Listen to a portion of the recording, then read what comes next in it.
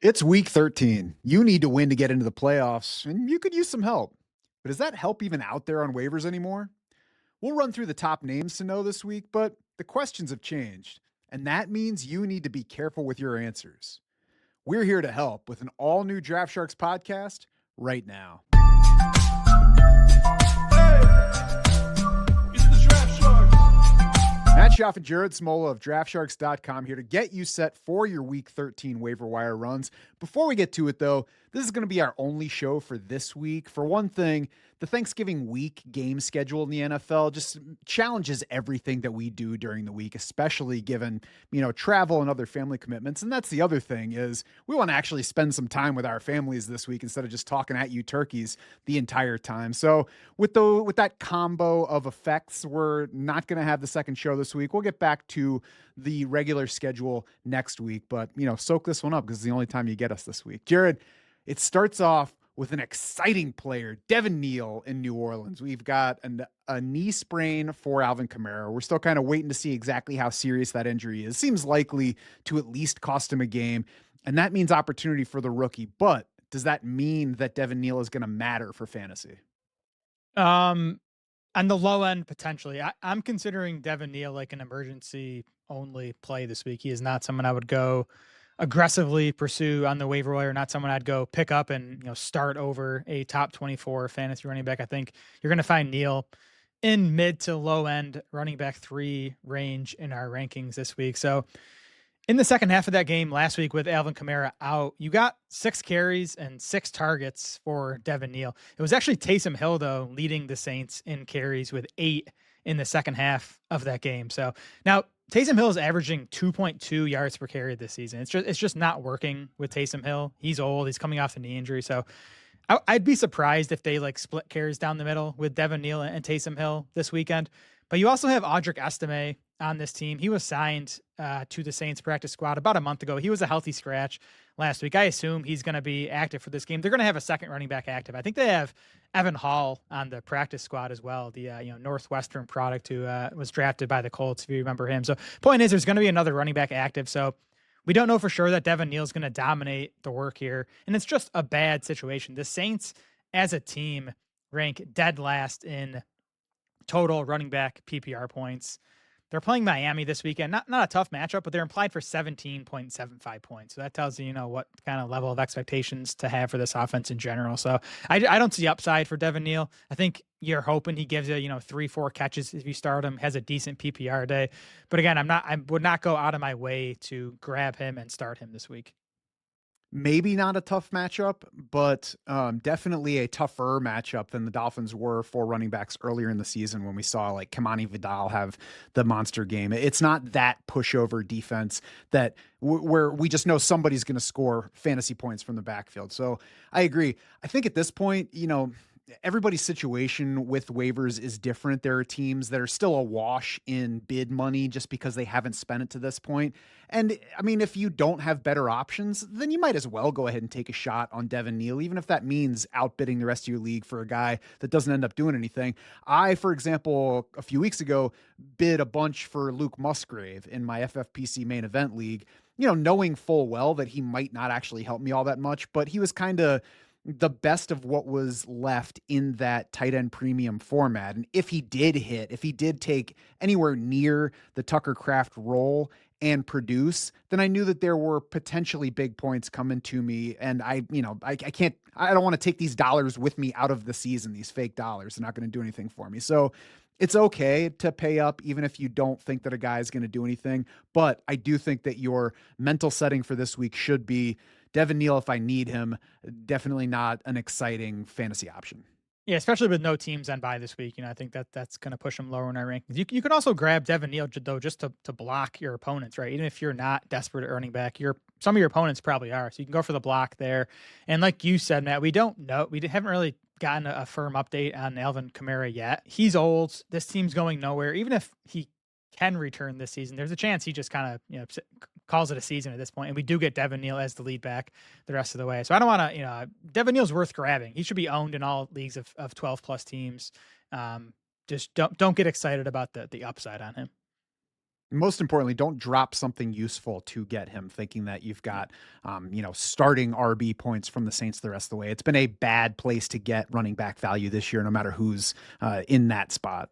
Yep. The other guy high in our waiver article this week is Brenton Strange. And to me, Jared, he's more interesting as a waiver option. Obviously, it's different if you need a running back, but if you're just looking for somebody that might give you some fantasy value, maybe you've got a chance that he plays tight end for you, or maybe you're looking for upside in a PPR flex position. I think Brenton Strange is a better prospect for you there than Devin Neal is. Leads the Jaguars in receptions per game for the season at 4.2. That's 12th among all tight ends for the season. Just 23rd in target share, though. So certainly not a lock to be a top 12 PPR tight end going forward, but somebody who could give us some weekly PPR value. Yeah, for sure. I think he has a chance to be a low end tight end one the rest of the way. Strange came back last week, his first action since week 5, and led the Jags with 93 receiving yards, 5 targets on a 17% share in that game. And remember, over the first 4 games of the season before that hip injury, Strange averaged 5.8 targets, 4.8 catches, 46 yards per game. He was 11th among tight ends in expected PPR points per game over those first 4 weeks of the season. And those games came with Brian Thomas Jr. and Travis Hunter. Hunter's out for the season. Brian Thomas Jr. is going to be coming back from a high ankle sprain. Those injuries can, sap players' explosion and just ability, even beyond, when they do return. So there's a chance for Strange to play a big role in this passing game. And Brenton Strange is like the only thing that's been working in this Jags passing game so far this season. Trevor Lawrence is averaging 10.2 yards per pass attempt when targeting Strange this year. He's averaging 6.2 yards per pass attempt targeting everyone else. So it would make sense for him to remain a, pretty key cog in this passing game the rest of the way. Yeah, it would not only make sense, like that should be the case given how things have gone for them on offense. So, yeah, Strange should be rostered in most places, and like I said, I think he has a better chance of settling in as a flex helper than Devin Neal does. If you're in a position where you're looking for running back help and kind of desperate for it at this point, Chris Rodriguez might seem like an intriguing buy for you this week, Jared. His last 3 games included 2 touchdowns, and then last time out, his best rushing day of the year, 15 carries, 79 yards. What do you think of Chris Rodriguez coming out of Washington's Week 12 bye? Yeah, Rodriguez has just outplayed Jacory Krosky for the past month now, and he's kind of emerged as the best bet for carries in Washington's backfield. In that last game for Washington before the bye, Rodriguez outcarried JCM 15-9. But he's behind Devin Neal for me in terms of waiver wire order, priority this week. It's not a good situation for Rodriguez. The Commanders are 25th in total running back PPR points. Rodriguez himself is a near zero in the passing game. That, for me, is what pushes Devin Neal ahead. Is I think if you can count on Devin Neal getting, 2, 3, 4, 5 targets per game, Rodriguez is probably getting 0 targets most of these games the rest of the way. And it's just, again, not a good Commanders offense. They get Denver on Sunday night. They're 6.5-point underdogs, 18.5-point implied total. So at least for this week, if you're looking for, 1 week stopgap, I prefer Devin Neal to Chris Rodriguez. Yeah, if it's non-PPR, I think I would lean Rodriguez, but if it's PPR, even half PPR, I think I would go ahead and lean Devin Neal. And I would, again, consider neither of these guys the answer for you in week 13 or beyond. Commanders running backs collectively 25th in PPR points per game, 22nd in non-PPR. The offense is 22nd in total DVOA, 22nd in rushing DVOA, 23rd in scoring. Like you mentioned, the Denver matchup this week.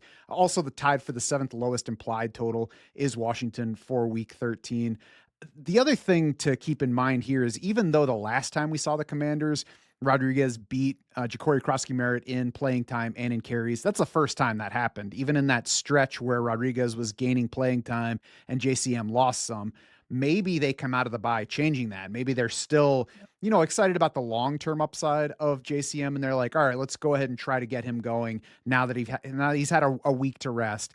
Chris Rodriguez has been in Washington for several years. It's not likely that he's hiding this breakout potential. It's much more likely that he just had a good game, has gotten a little bit lucky over the past few weeks. So I wouldn't treat him like Washington's lead back. I would not treat this like a situation where I'm going to get meaningful fantasy value the rest of the way.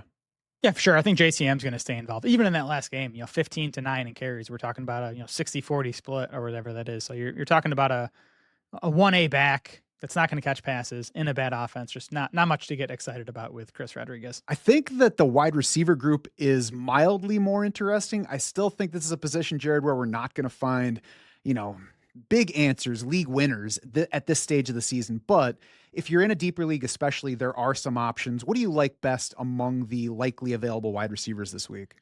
Yeah, Jayden Higgins would be my top ad this week, and we've been talking about him for a few weeks now. But he almost had his best game of the season on Thursday night against the Bills. Higgins ended that game with 4 catches for 38 yards and a touchdown. Could have had a long ball that him and Davis Mills kind of had a miscommunication on. Higgins, there were a couple other plays where he just couldn't get his feet in bounds. So there's like an alternate universe where he catches like 6 balls for 100 yards and a couple touchdowns in that game. Most importantly, season high 9 targets on a season high 30% target share for Jayden Higgins in that game. His playing time continues to climb, 68% of the routes in that game against the Bills. That was his highest in a game this season in a healthy Houston wide receiver core. So he's made it. He's emerged as the number 2 wide receiver in this passing game. I don't think he's going to be consistent enough to be like a weekly fantasy starter. I do think, though, he's good enough and his role is good enough at this point where he could have like a game or two the rest of the way where he really helps fantasy teams. So should definitely be rostered. And again, no teams on bye this week, but we're back to 4 teams on bye in week 14. So it could definitely be helpful at least that week as a bye week fill-in. And he's got a good matchup this week against a Colts team that is second in adjusted fantasy points allowed to the position. So if you are even a little interested in Higgins, this is a good week to pick him up in case he has a good game in that one. Even if you don't need him in your week 13 lineup, if he, has more of a breakout type fantasy line in that game, he's much more likely to be sought after on waivers next week. And if you might need him beyond that, then you especially want to go ahead and get ahead of the bigger numbers. But like you said, he just had a good one last time out. He has 4+ catches in 3 straight games and 4 of his past 5, 7+ targets in 4 of his past 5 games. And the only game in that stretch where he didn't reach 7 targets was a Denver matchup where we certainly wouldn't use the rookie wide receiver anyway.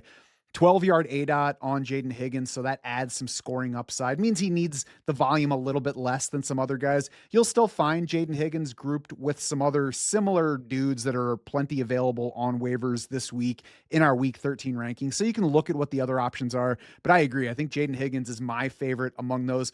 Not only have we seen better production lately, he's getting the starting quarterback back on the field, which should still be an upgrade over Davis Mills. I know Davis Mills has kind of become a bit of a darling with some folks over the past couple weeks, but CJ Stroud's a better football player than Davis Mills is at this point. And we've got the Colts matchup, tougher one against the Chiefs in week 14. Maybe you need Higgins to cover a bye. On the other side of that, we've got pretty decent matchups against Arizona and Vegas. So if we continue to get good target counts for Jayden Higgins this week and next week, there's a chance he's a starting option, like a 4th wide receiver slot for weeks 15 and 16.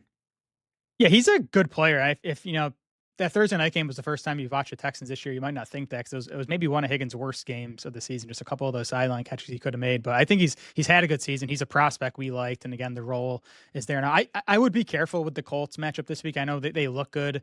They look like a good matchup in adjusted points allowed to wide receivers, but they, of course, added Sauce Gardner. They got Travarius Ward back from his concussion. So I do think it's a tougher matchup than it looks like on paper. Again, Higgins to me would still be more of a stash and hope for, this role and playing time to continue to grow and maybe use him for a week or two down the stretch. Although Sauce Gardner should be primarily on Nico Collins in that game, and Charvarius Ward is not nearly as consistent, I guess, a cover demon as Gardner is. Yeah. So, maybe we get a little bit of stuff going to Jayden Higgins this game. Again, we're talking about a week where there are no teams on bye. He's in the 40s in our rankings, so not a guy to get thrilled about, but an interesting player nonetheless. Yep, exactly. The Bengals will once again not have one of their top 2 wide receivers this week. Last week, it was Jamar Chase being suspended.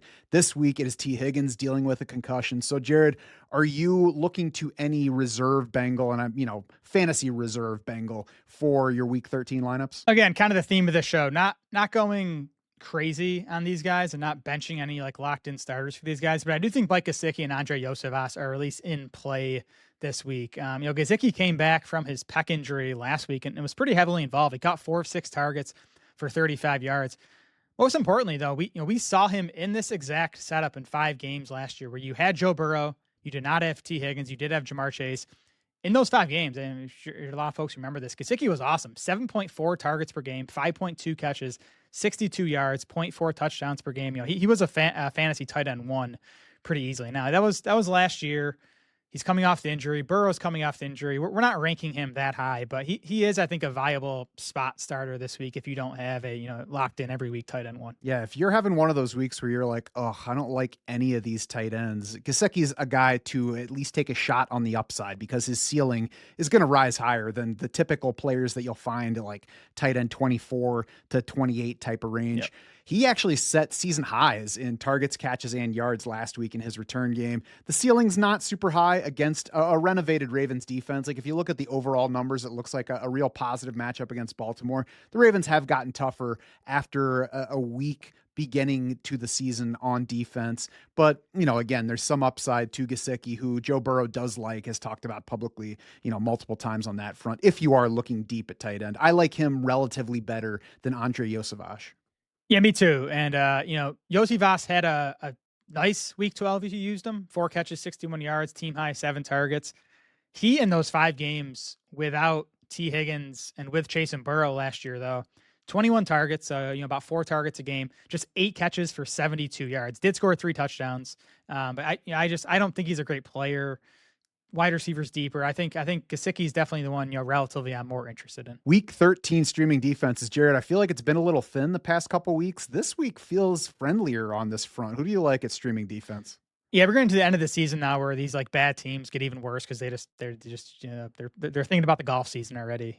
So I think the Chargers against that Raiders offense that just fired Chip Kelly, I don't think that's going to help anything. These teams met back in week 2, and the Chargers had 3 sacks, 3 interceptions, gave up just 9 points. So it was a big outing for the Chargers defense. I think that they're a strong play this week. And then of course the Titans, we continue to attack the Titans often. I will say Cam Ward has played better the past few games now. He's still taken 4, 3, and 4 sacks in those games. I still think the Jags are a nice sack bet with a pretty high floor because the Titans offense is, not going to go out there and score, 28 points. Yeah, I've got the Chargers up top as well. Second best scoring matchup for defenses is the Raiders so far. 20 sacks allowed over just the past 3 games. 16 points scored or fewer in 3 straight outings and 4 of their past 5, and interceptions in 8 of 11 games for the season, including 3 of the past 4. Just 1 game all year in which the Raiders did not turn the ball over, and that was a while back against Washington.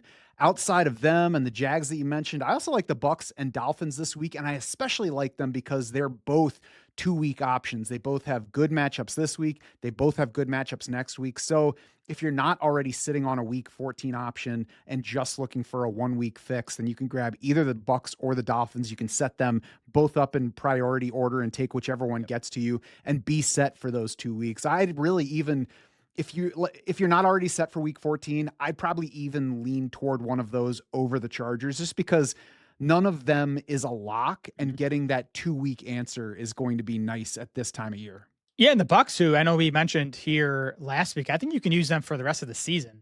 They get Arizona this week. Jacoby Brissett's been putting up big fantasy numbers, but he's also taken 24 sacks in his 6 games. 4 sacks a game. He's taken 5+ sacks in 4 of the 6 games. After Arizona, the Bucs, the last 4 games of the fantasy season: Saints, Falcons with Kirk Cousins, Panthers, and then Dolphins. I think, Dolphins is the iffiest spot there, but we've seen Tua have plenty of bad games. I think you could grab the Bucs and really use them the rest of the way. One more to mention before we move on to week 14, 49ers, a bit sneaky as a 2-game play. They get Cleveland this week, and no matter what you hear about Shedeur Sanders' starting debut, there's still some upside to mine there for his opposing defense. The Niners then get a bye in week 14, but they're home for Tennessee in week 15, which is another upside matchup. Niners still not a good defense, but we saw what they could do against Carolina in a positive matchup on Monday night. Week 14, Jared, what do you like? Yeah, so beyond Tampa and Miami, I think Tennessee gets Cleveland again. Cleveland's a team I want to continue to attack. Vegas let us down last week, but I still think that's a matchup against Shedeur Sanders that is more often than not going to yield a pretty strong performance from the opposing defense. Yeah, probably not going to get a 66-yard behind the line of scrimmage completion for a touchdown in most games. I want to re-highlight the Bucs and the Dolphins, because even if you don't need one for this week, I would look to those as your options for week 14, because they are positive matchups. They are defenses with some talent, even though they have some holes. That's what makes them streaming level defenses at this point. But yeah, in addition to the Cleveland matchup, Tennessee has at least picked up on the pass rush front. They sit 8th in pass rush win rate at this point. Cleveland's offense just 27th in pass block win rate. So a specific matchup that can help the Titans upside in that spot against a team that we just like to target. You can head to draftsharks.com now for more streaming defense options for this week and next week, and check out our full waiver articles on the offensive guys as well as the IDPs. Then it's time for the free agent finder to see who the best available plays are in your specific league. Make sure you get those initial lineups set before the Lions-Packers game on Thursday. That's the early one. It's a tricky week for setting your fantasy lineups, especially if you're hanging out with family. We got the 3 Thursday games. We've got one game in the middle of Friday, and then the usual remaining slate after that. So make sure you're paying attention to all the kickoff times. Get your guys in before those kickoffs. If you need help setting those lineups, you already know where to go, because Draft Sharks is your unfair advantage.